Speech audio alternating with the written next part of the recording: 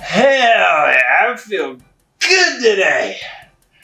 Oh hi, I didn't see you there. See, after a moment of weakness 3 months ago, I decided to tap back into my cool side. And whoo, does it feel good to be back! See, the benefit of being this cool is that you become an absolute ladies magnet. Here, take a look.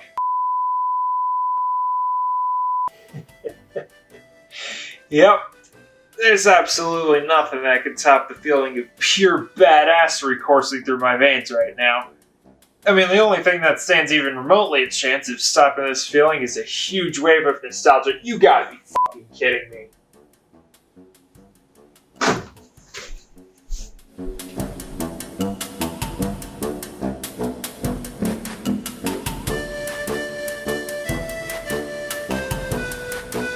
I'm still cool! Alright, Pac-Man World, it's a thing. It exists. There's not much we can do about it now, 22 years later. We're just left to deal with the aftermath.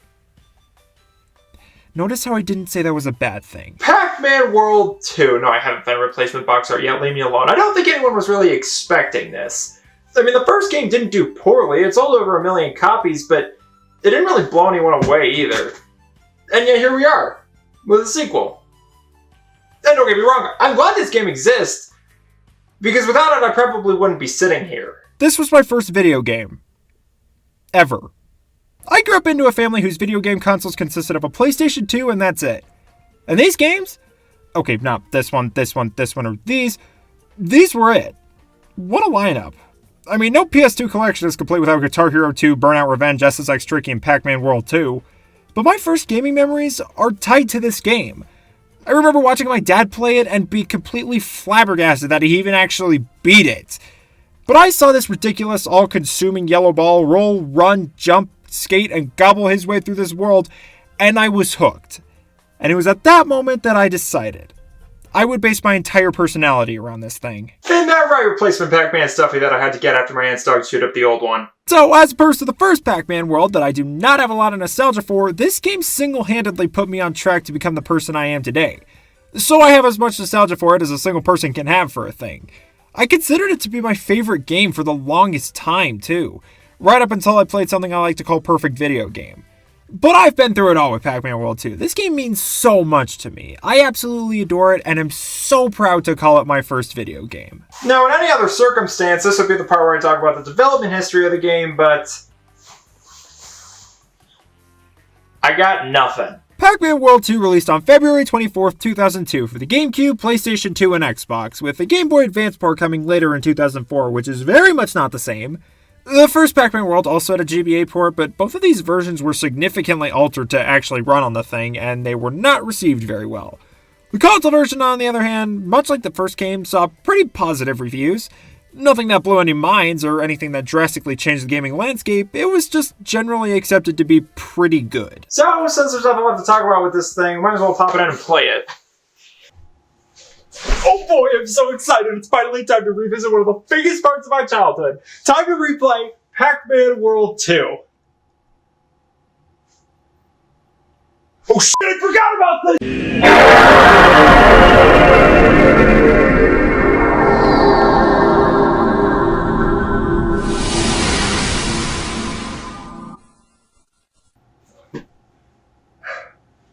Okay.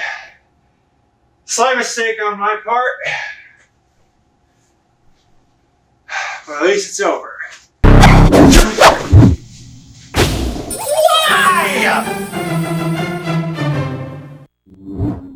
Alright, so the story. Pac-Man has moved out of the creepiest looking house in existence and into a town full of other Pac people. Except he abandoned his family. His dog's here, Professor Pac-Man's here, but his wife and 2 kids are nowhere to be found.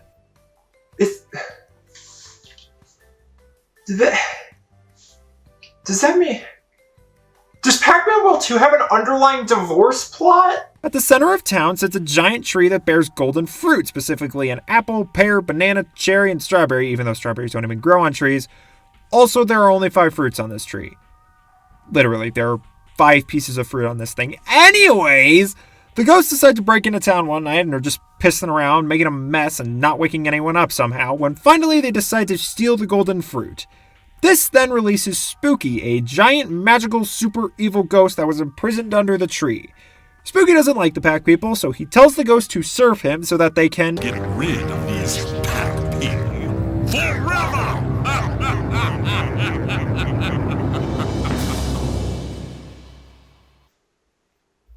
You guys are literally standing in the heart of where all of the Pac people live. They're fast asleep and completely defenseless. Why don't you just go kill them now? The ghosts leave. What? The next morning, Pac-Man wakes up and is immediately greeted by exposition. I hate it when that happens. Professor Pac informs Pac-Man that the ghost stole the golden fruit and released Spooky. He then proceeds to give a history lesson by telling Pac-Man that in ancient times some wizard guy turned normal fruit into the golden fruit, which apparently have some sort of magic powers because then a knight named Sir Pac-Dot used them to fight Spooky and imprison him under the big tree. Okay, what? That's all we get. It's never established what kind of powers the golden fruit have. It's never explained how they're able to turn the tree into a ghost prison. It's never made clear what the ghost's goals are either. They want to take out all the Pac people, but they never explain how they're going to do that. What were they missing that stopped them from just wiping them out that night? What, did Blinky have work the next morning or something? Is it just bad luck to cause mass extinction on a Tuesday? I don't care. This is the Planet Pac-Man game. The fact that I care about it this much means I should probably go get some fresh air. So let's get into it. Gameplay-wise, Pac-Man World 2 is pretty different from its predecessor. Where the first game had a fixed camera and Pac-Man could only move in 8 directions, here you've got a true 3D platformer. Full 360-degree movement and a controllable camera that isn't great. First of all, it's inverted and there's no way to change it. Secondly, it's really easy for the camera to get stuck on things and then Pac-Man can just run 1,000 miles away from it. Also, there are a lot of sections in the game where you just can't move the camera at all, and I mean, I kind of get it for some, but it's still pretty annoying. However, the game feels really good to control. Just moving around, running, and jumping feels really nice. Everything feels a lot faster and tighter here than it did in the first game, which is great because Pac-Man felt really clunky and slow there. The rev roll makes a return from the first game, and when you charge it up, the camera swings behind Pac-Man so you can line up exactly where you want to go with it, which is really nice. The only problem I have with it is that if you try and jump out of it, you lose all momentum. It's not like Sonic Spin Dash, where if you jump after you release it, you can fling yourself halfway across the stage. This was how the rev roll behaved in the first game too, and while it was annoying there, I didn't care as much because in that game it did not feel as fast or as powerful as it does here. Gone is the Pac-Dot throw, Something bitches. and it has been replaced with something as equally useless, that being the flip kick. If you hit the jump and rev roll button at the same time, Pac-Man will do a little flip. This can damage enemies and break boxes. It's useless. There's only one instance in the entire game where you are required to use it, but we'll get to that later. The only praise I'll give it is that it looks cool and the sound effect is pretty satisfying. Of course, you still got the butt bounce too, and like all of Pac-Man's other moves, it's a lot more satisfying to use here than it was in the first game. You could still use it to gain extra height compared to a normal jump, but it's a lot faster here so you can spam it a lot more. So overall, Pac-Man feels really good to control, except for one very specific instance, but we'll get to that later too. Now, one of my main praises for the first game was how I was able to transition the gameplay of the arcade Pac-Man into a 3D platformer. So does the sequel do that? Kinda. At first glance, Pac-Man World 2 seems to handle collectibles in pretty much the exact same way the first game did. You got a bunch of fruit and Pac-Dots scattered throughout a level. And that's where the similarities stop. Pac-Man World 2 gives you a checklist of all the different collectibles within a level. Now, on paper, this sounds like a great idea. You know how much of what there is to get, and you can see how close you are to getting everything, which is nice because getting everything in a level actually gets you something. However, this checklist only shows up after you beat the level for the first time, and you can't see it in the level. You can see how much of what you already have, but you can't see how much is left. So then what the fuck is the point of the checklist? And then here's the other thing. Pac-Man World 2 introduces a new collectible in the form of tokens. These were used in the first game to signify the end of a level, and since I played the sequel first, I got really confused when the level ended after I got the token in my first time playing Pac-Man World.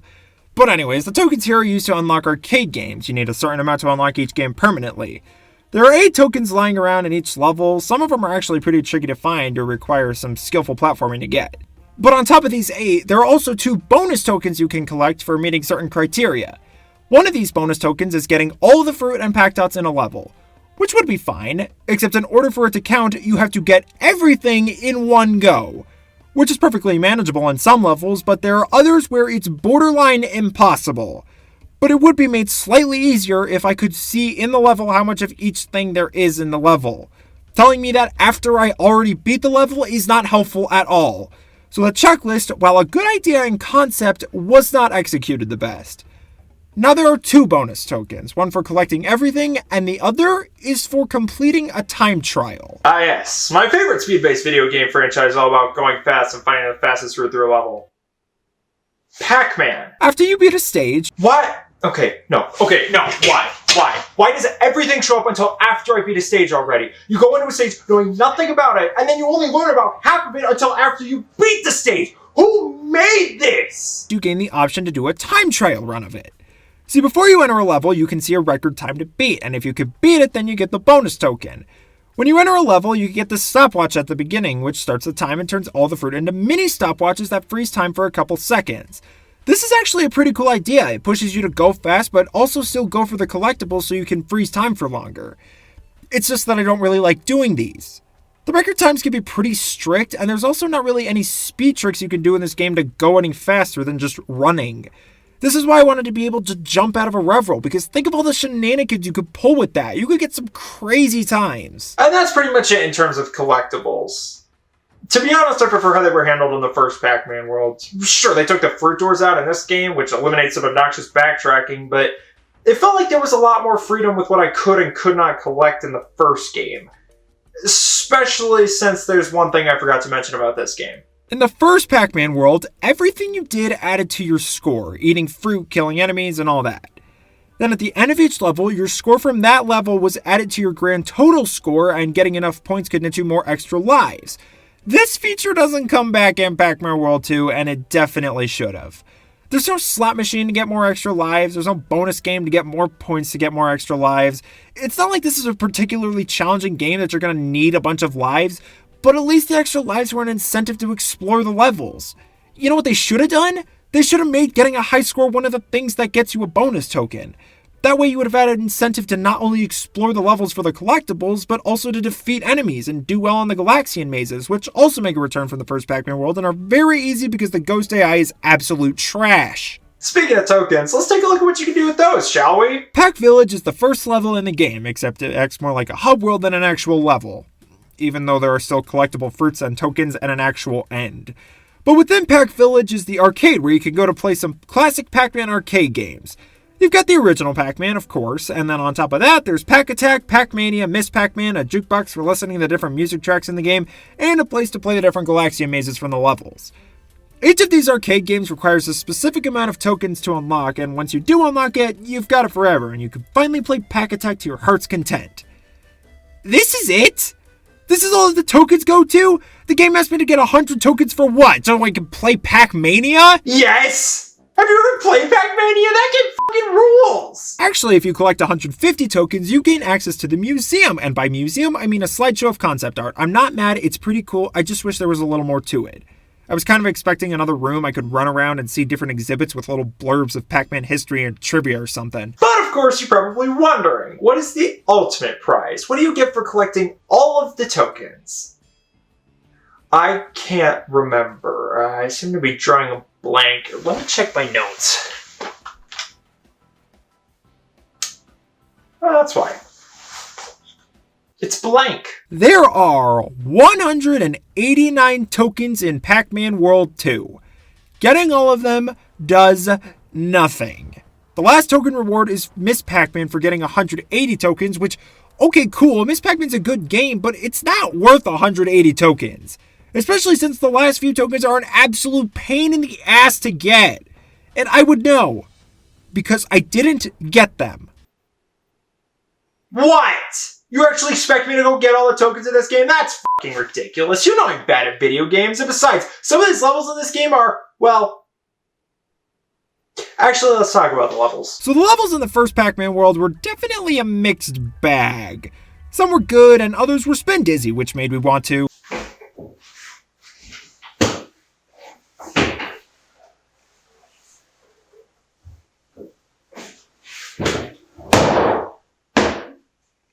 But the one thing I did like about Pac-Man World's levels was the theming.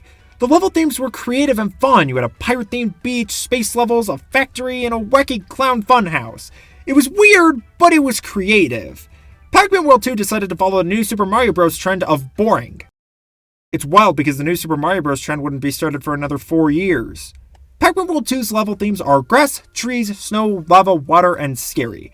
Which is fine, but coming off the heels of the first Pac-Man World and its more varied level themes, this is kinda lame. Regardless, Pac-Man World 2 is set up in the exact same way as the first game, 3 levels and a boss fight. Except now, the levels are presented on a world map rather than a hub world. I do prefer this change. I like Pac-Man World's hub world, but it was just really long and Pac-Man moved really slow, so it was just kinda tedious to get to different levels. The world map streamlines things and makes it easier to just pick a level and go. The only thing I will say is that once you get to the final couple zones, it can be tedious to go all the way back around, but it's not that big of an issue, and once you unlock all of the levels, the map does loop back around. So let's take a look at these levels, starting with... The grassland levels are basically your tutorial levels. The Bear Basics is a funny pun name because there are bears and the level is over. This level introduces swimming and the Chrome Power Pellet, which makes a return from the first game. It makes you invincible and susceptible to rust. Canyon Chows, that's how it's pronounced, asked 3-year-old Drew. This stage introduced the Shrink Power Pellet. Holy shit! Oh man, I wonder how they're gonna take advantage of the fact that I'm pathetic sized now.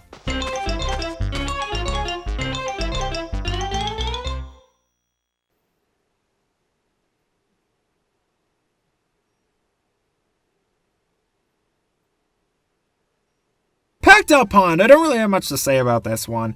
It's got a big lake and that's it. And we round out the grasslands with Blinky's frog. That is not Blinky. So a weird thing with this game is that they swap Blinky and Clyde's names. I have no idea why, but it has always bothered me. Like I said, I based my entire personality around Pac-Man as a kid. If you f*** up characters' names, I'm going to care. The forest is home to some pretty cool stages. Bedoing Woods, Treewood Forest, Butane Pane. These all make heavy use of bedoings, which were in the first game, but I don't remember them because the camera didn't do this when you used them.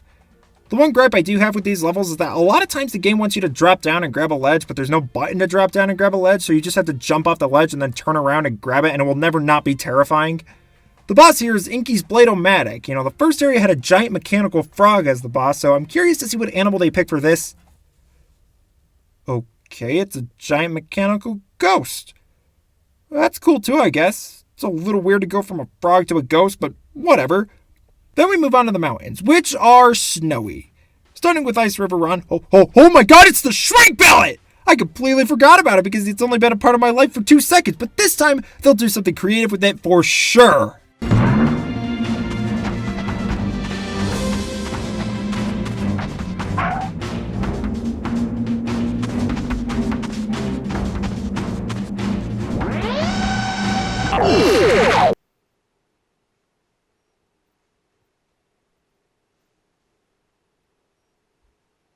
This level's fine, but it also shows how Pac-Man controls on ice. He doesn't. Then moving on to Avalanche Alley, here you get chased by giant snowballs and the camera faces backwards the whole time so you can't see what's coming, which makes it really annoying to play and even more annoying to try and collect everything. Which is why I didn't. But then we've got Blade Mountain. Pac-Man dons a pair of ice skates and shoots down the backside of the mountain. This level is so fun. You've got these ramps that you could just launch yourself off of, and it's so cool. The only problem is, it's almost impossible to collect everything, which is why I didn't. But then the boss for here is Pinky's Revenge. Stop me if you've heard this one before.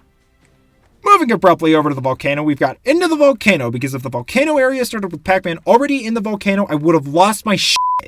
The volcano levels introduce these falling platforms. They're terrible. When you stand on these, they fall over. Okay, that's a neat challenge. But if you grab onto the side of one and try to pull yourself up while it starts falling, then you'll just keep grabbing onto the ledge over and over again until... Volcanic Panic! This one's got a neat gimmick of a giant pit filled with lava, and you have these paths to run down to make the lava go down so you can progress. And then we've got Magma Oupus, which is a funny pun name because fuck! Remember that thing I said? So, overall, Pac-Man feels really good to control, except for one very specific instance, but we'll get to that later too. This is what I was talking about. At the end of the level, you've got this giant slide that you have to have Pac-Man roll down. The only problem is, there are so many tight corners here and the rolling controls are so bad you just can't make them fast enough, so you end up flinging yourself into the abyss. F this stage. And then we round things out with Clyde and the Caldera. Fuck's sake. Why are all three of these boss fights slight variations on the exact same idea? It makes the frog feel out of place because why did Blinky have a giant frog while everyone else got these things? Why couldn't they have given everyone else animals too? Why did they have to make these three fights identical? Whatever, it's just something that's always bothered me, even as a kid. Anyways, next we've got the Ocean Zone. And then finally, we have Ghost Island. These water levels are terrible! Pac-Man is constantly moving forward, which makes it basically impossible to collect everything, which is why I didn't, but they also just drag on forever! The last level and the boss fight make use of this submarine, which plays exactly the same as normal swimming, except it could shoot missiles. This is just an entire 30 straight minutes of this game dedicated to not having fun. Who thought this was a good idea? And then finally, we have Ghost Island. What the hell happened here? If this is the same Ghost Island as the first game, which I'm assuming it is because I saw it too on the title screen, this looks completely different. I mean, I like the aesthetic. Ending on a haunted zone makes a lot of sense for a franchise where the main enemies are ghosts. But what happened to the pirates and the rocket ships and the factories? We start things off with Haunted Boardwalk, which puts Pac-Man in rollerblades. For the first bit of the level, you can actually turn around and go back to get stuff you missed, but eventually the boardwalk starts collapsing and it becomes basically impossible to get everything, which, say it with me now, is why I didn't. Then there's Night Crawling, and I don't have a lot to say about this one either. There's this maze section where the camera switches to a top-down perspective, which makes it basically impossible to see the enemies, but I don't really have anything to say past that. And so we round things out with Ghost Bayou, a big maze that doesn't make a whole lot of sense to make it through, but eventually you'll just randomly find yourself at the end. This level features Satan Tree. When you get to the end of the level, he dies from shock. Then Spooky shows up looking like someone turned the saturation slider up on him since the beginning of the game. That is very purple. But anyways, he's pissed that the tree died and he says all of Pac-Land will pay. Weren't they going to anyways? So it's time to go kick his ass. Literally. Remember that other thing I said? There's only one instance in the entire game where you were required to use it, though, we'll get to that later. This is it. This is the only time you have to use the kickflip in the entire game because that's how you damage Spooky. With each attack you do to him, he'll begin to throw more and more things at you, like raining fireballs and fire trails that follow you around, but it's still pretty easy to beat him. Oh yeah, and Pac-Man also turns gold for this fight. It doesn't do anything, it doesn't make you faster or take more hits, he's just gold now. I will say though that this cutscene that plays right before the final boss is way more intense than it has any right being. Spooky makes a huge chunk of the land lift out of the ground and makes a huge massive storm and the music goes...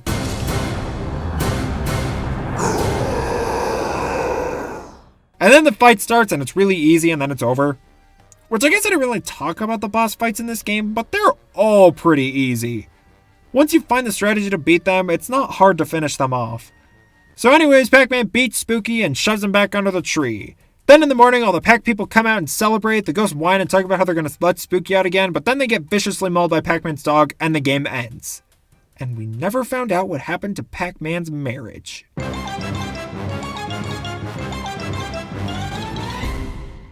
And that was Pac-Man World 2. And it was a damn good time. I know it seems like I just shit on this game for like 20 minutes, but make no mistake, I still love this game. There's so many aspects of this game that I like the music. If you remember, the first Pac-Man World featured remixed versions of songs from the arcade games in the style of the area Pac-Man was in, which was fine, but in Pac-Man World 2, it's got completely original music and it's all fantastic. The cool thing is that each area has a specific melody that gets remixed for each level. It ties the whole area together while also letting each level feel distinct.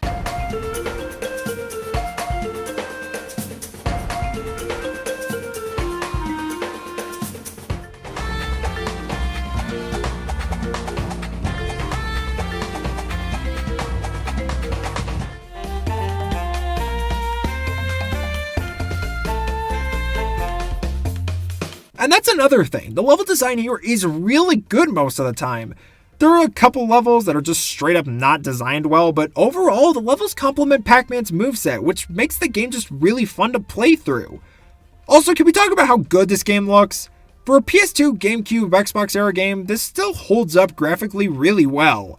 It's not like the best looking game of that generation, but it still kind of surprises me how vibrant and detailed it can be. Yeah, just because I have a massive amount of nostalgia for Pac-Man World 2 doesn't mean I'm blind to its flaws. I've grown up now. I can see it's not perfect. Just because it was the first video game I ever played doesn't mean I'm going to defend the water levels. But I still love Pac-Man World 2. It introduced me to video games, and that's always going to be a big part of me. But it's important to remember to not let nostalgia get in the way. Blindly loving something just because you're nostalgic for it is how you get people to stop taking you seriously. It's okay to have nostalgia, and it's okay to look back fondly on things. And it's also okay to like things that aren't perfect. It's good to be able to see the flaws in things, and love them in spite of those flaws. Listen to me. Getting all sentimental. I'm supposed to be cool right now? I knew talking about this game was gonna ruin everything!